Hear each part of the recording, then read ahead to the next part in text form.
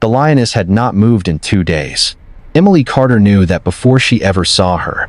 In the Kalahari Western Corridor, stillness was never accidental. Wind moved grass, even in drought. Beetles crossed sand in tireless, pointless journeys. Lizards darted from shadow to shadow, conserving energy but never surrendering it entirely. Even dying animals shifted, rolled onto a different side, lifted their heads in reflex, flinched at flies. Life resisted the end until the final breath. When a GPS collar stayed fixed beneath the same acacia tree for 48 hours, it meant only one thing. Something was wrong. Emily cut the engine of her Land Cruiser, and the sudden silence felt unnatural, almost violent. The low rumble of the engine had been the only sound pushing back against the vast emptiness. Without it, the heat seemed to surge forward, wrapping around her like a physical thing. Sweat prickled instantly at the base of her neck. The digital thermometer on the dashboard blinked 46 degrees Celsius, 115 degrees Fahrenheit, and it was still rising. The drought had entered its 4th month, and the land bore the scars of it openly now, without pretense. Water pans that once shimmered beneath the sun were nothing more than shallow basins of cracked mud. Bones lay where animals had collapsed mid-step, zebra ribs bleached white, the curved horns of antelope half buried in dust. The smell of decay lingered faintly in the air, carried by hot, restless wind. This was not a season. It was a reckoning. Emily reached for her binoculars, her movements slow and deliberate, as though the scene ahead might shatter if approached too quickly. She raised them and scanned the terrain. At first, she saw nothing, just dead grass, stone, heat shimmer. Then she noticed a shadow where there should not have been one. It was too solid, too deliberate. She adjusted the focus. The shadow breathed. Emily's chest tightened, breath catching sharply before she could stop it. The lioness lay on her side beneath the skeletal remains of a fallen acacia, its once broad canopy now reduced to brittle branches that offered only token shade. Her tawny coat, once sleek and radiant, was dulled to the color of old dust. Her ribs were visible, each one rising and falling beneath her skin as her flanks jerked in shallow, uneven spasms. Her mouth hung open. Her tongue lolled out, swollen and gray, too large now to retract fully. Strings of dried saliva clung to the edges of her jaws.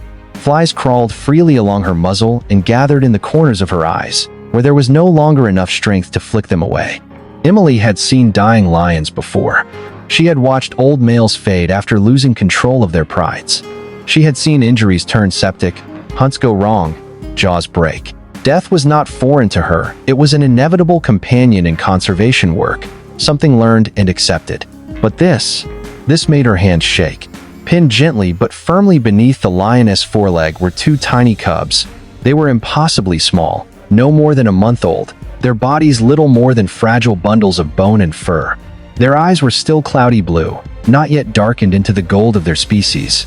They cried continuously, thin, rasping sounds that carried too far in the open air, desperate and hoarse from thirst.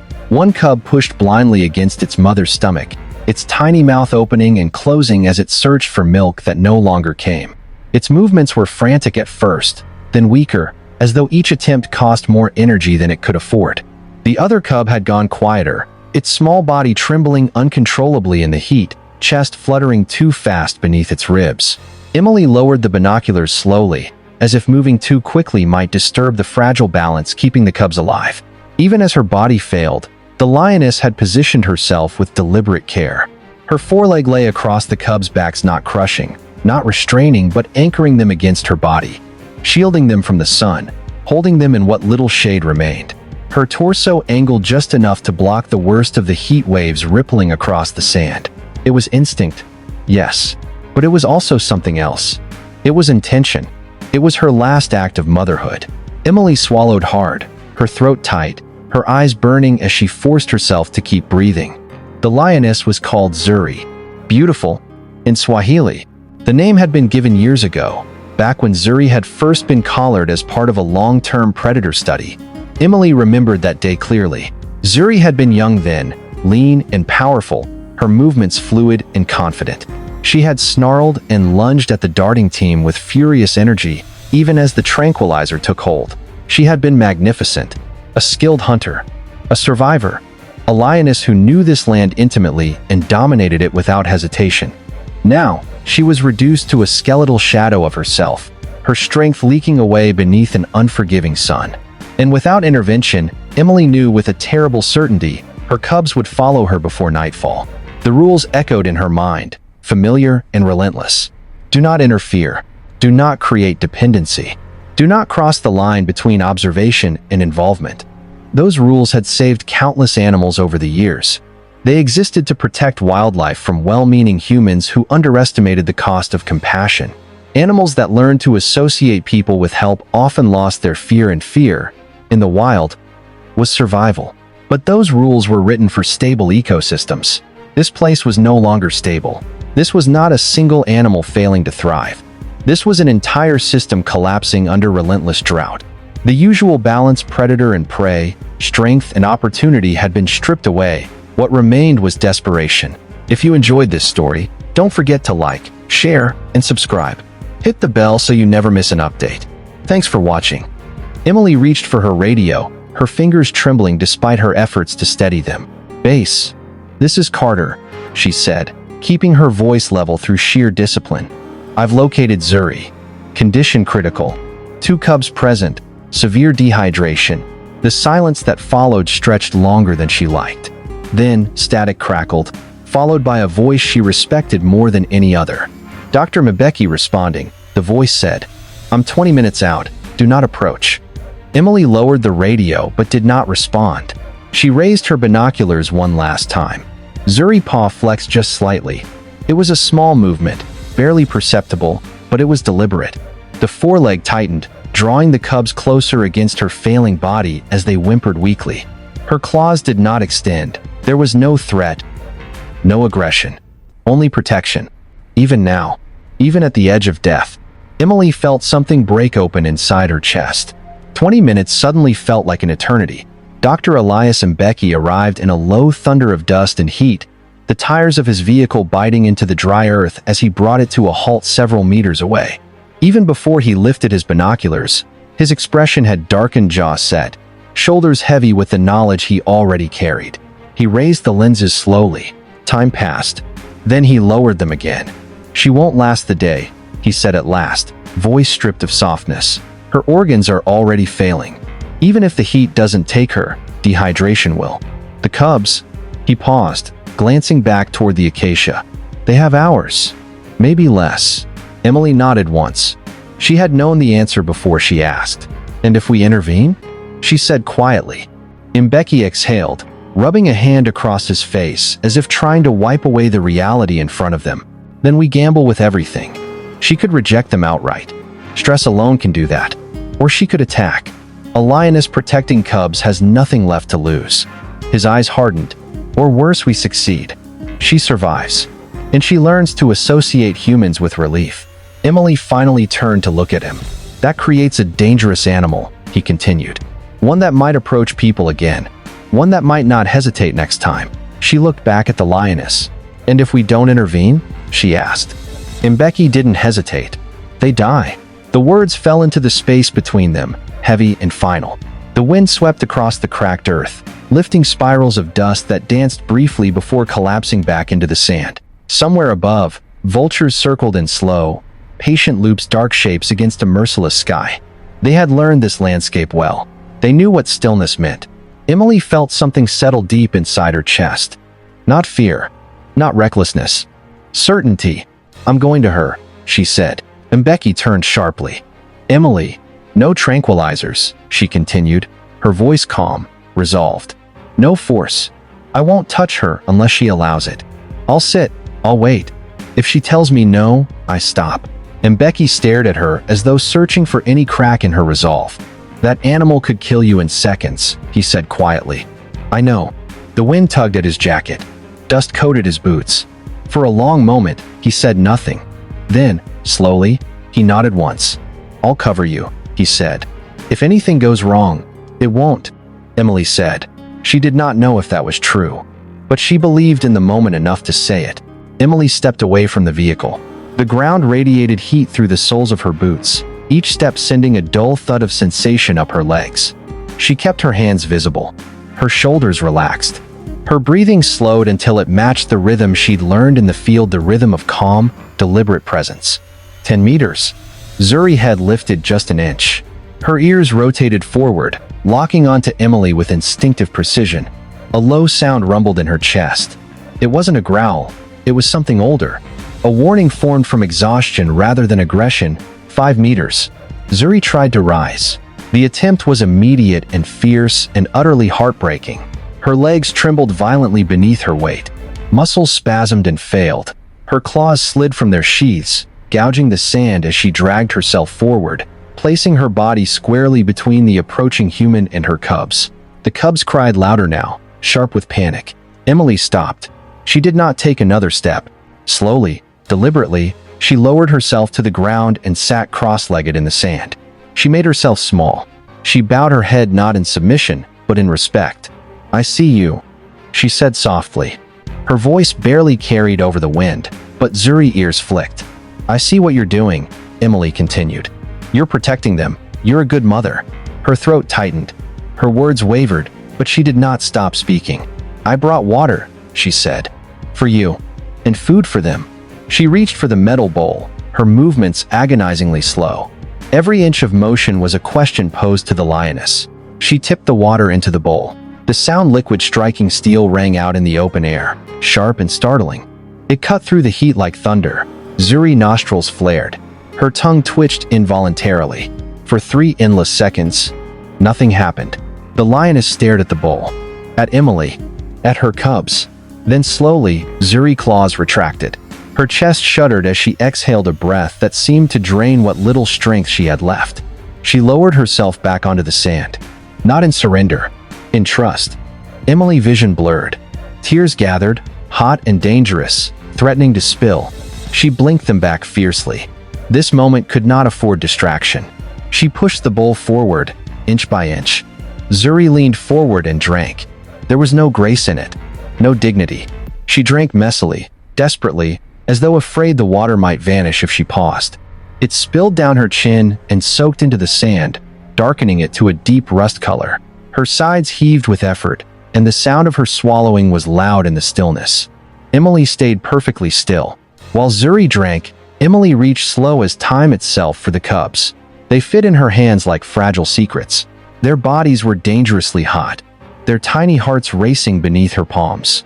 She cradled them against her chest, shielding them from the sun as she prepared the formula. Her fingers shook as she guided the bottle to the first cub mouth. It latched instantly. The second followed, their instincts overriding fear as they drank greedily, weak cries dissolving into soft, rhythmic sounds of survival. Emily let out a breath she hadn't realized she'd been holding. Zuri watched everything. Her amber eyes never left Emily's hands. But she did not stop her. For 2 hours, the desert held its breath.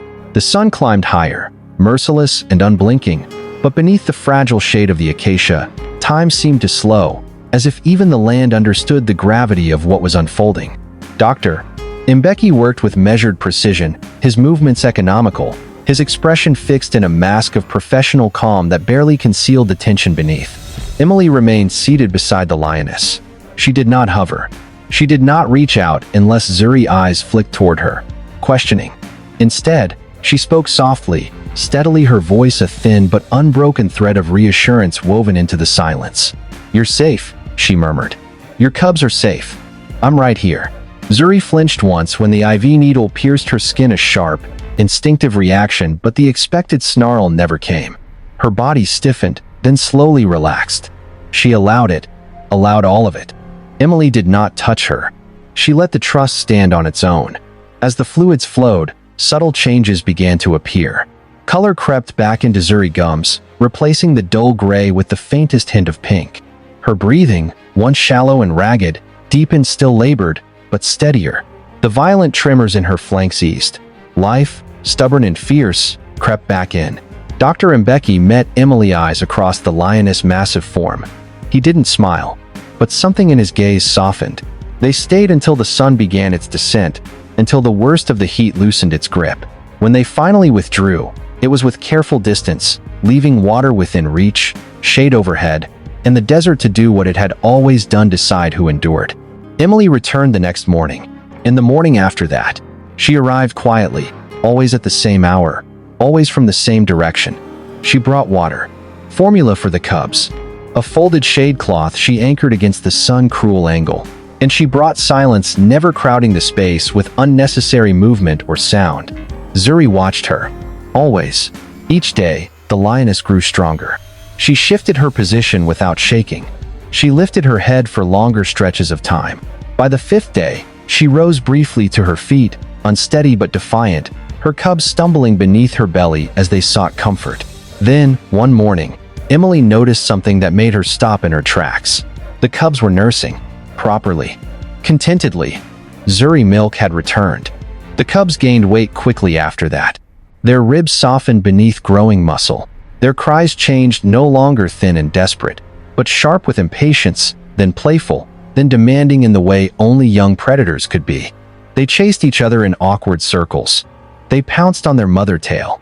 They tumbled over their own paws, falling and rising again with stubborn determination.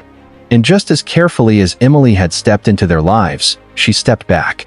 Once the cubs no longer needed formula, she did not offer it again.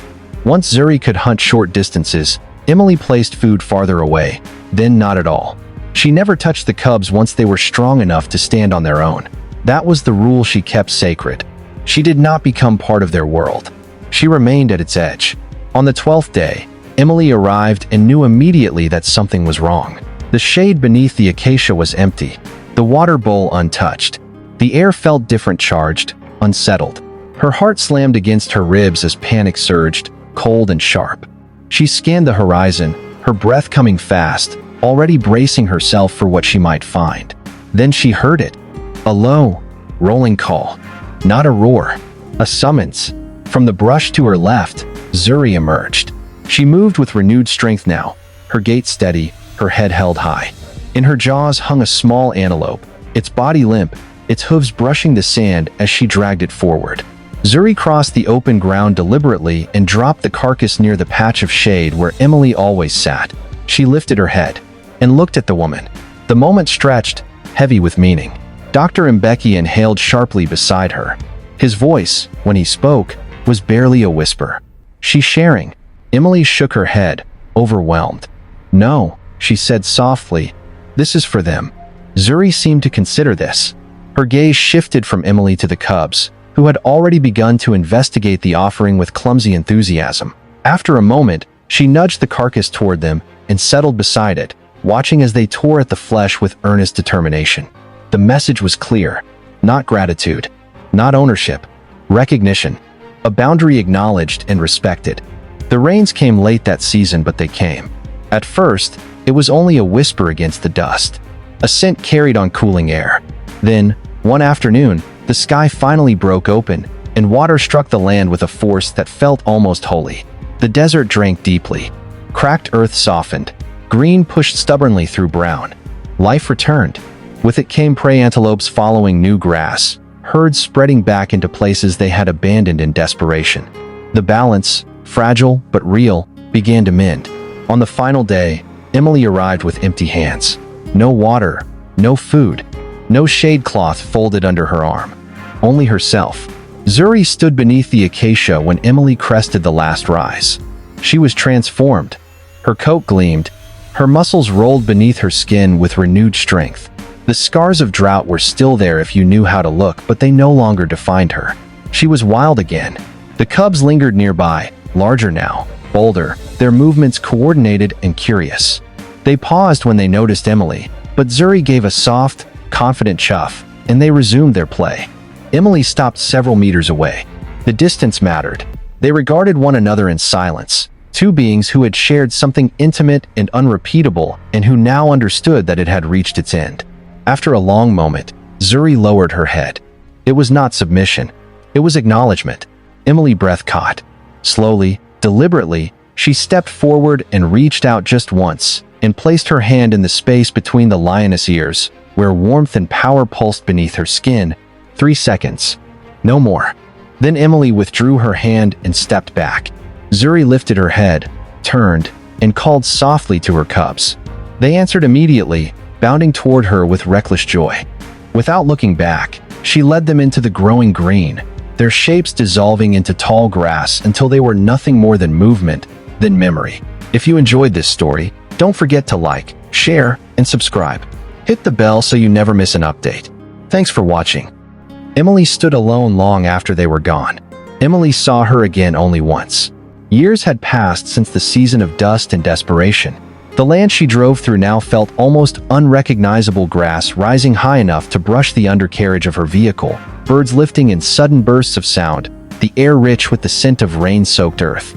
This was a landscape restored, vibrant in ways it had not been when survival had hung by a thread.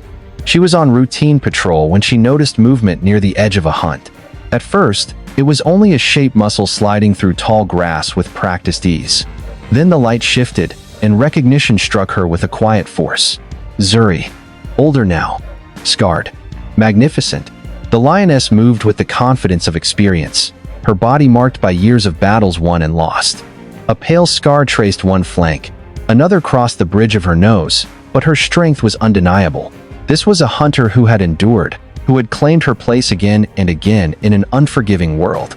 Zuri paused mid-step. Slowly, she turned her head toward the vehicle. For a single, suspended moment, their eyes met across distance and time. There was no fear in Zuri's gaze. No curiosity. Only recognition, calm, steady, complete. Not the look of an animal seeking help, but of one acknowledging a chapter that had ended. Emily's breath caught in her chest. She did not raise her camera. She did not move. She simply witnessed. Then Zuri turned away. She flowed back into the hunt, her tawny form dissolving into grass and shadow, into the living pulse of the wild she belonged to. Within seconds, she was gone, absorbed completely, as if she had never been there at all. Emily leaned back in her seat, tears blurring her vision. She smiled anyway. Some bonds are not meant to last forever, only long enough to save a life.